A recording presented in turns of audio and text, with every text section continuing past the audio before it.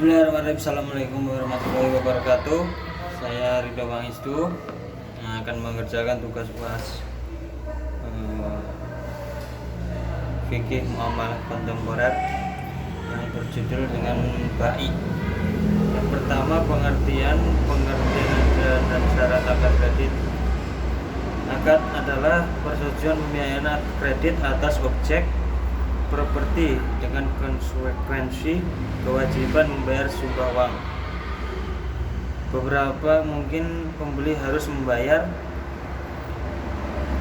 cicilan kredit bulanan sementara haknya belum diterima oleh pembeli. Kamus Besar Bahasa Indonesia KBBI menyebutkan definisi akad adalah perjanjian kontrak. Dalam lingkup properti, janji ini digunakan untuk menemukan pihak bank dan debitur ketika kredit pemilikannya KPI disetujui. Selain membayar biaya KPR, dokumen yang harus dipersiapkan pada saat akad kredit baik asli maupun fotokopi, yaitu yang pertama KTP suami istri, yang kedua kartu keluarga, yang ketiga surat nikah, yang keempat nomor pokok wajib pajak.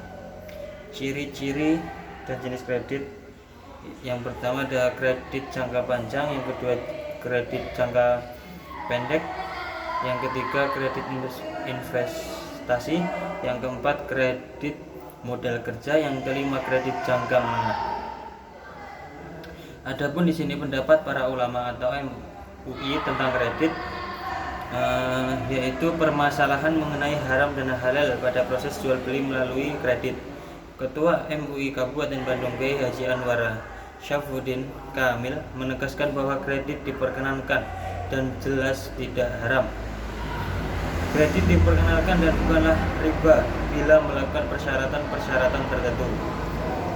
Adapun lainnya, kredit berbeda jauh dengan namanya riba, ujar dalam acara diskusi yang diselenggarakan FIF di RM Kampung Sawah, yaitu berangsur-angsur kredit diperbolehkan jika antara pihak jual dan pembeli tidak saling dirugikan.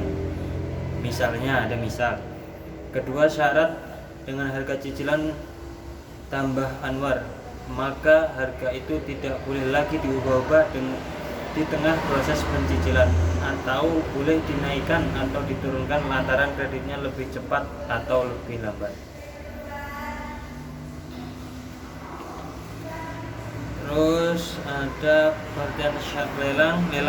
Pengertian lelang adalah proses jual beli barang atau jasa yang kemudian dijual pada penawar dengan harga tertinggi. Berdapat bahwa macam variasi lelang yang tergantung pada batas minimum penawaran durasi lelang.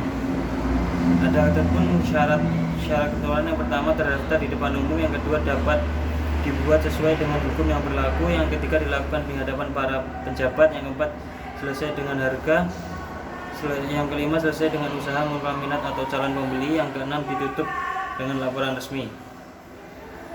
Adapun pendapat para ulama, yaitu meskipun jual beli lelang dinamakan dengan muzayyadah yang secara kebahasanya berasal dari lafaz zaidah bermakna lama lelang seperti arti riba, namun konteks tambahan antara jual beli lelang dengan tentunya berbeda.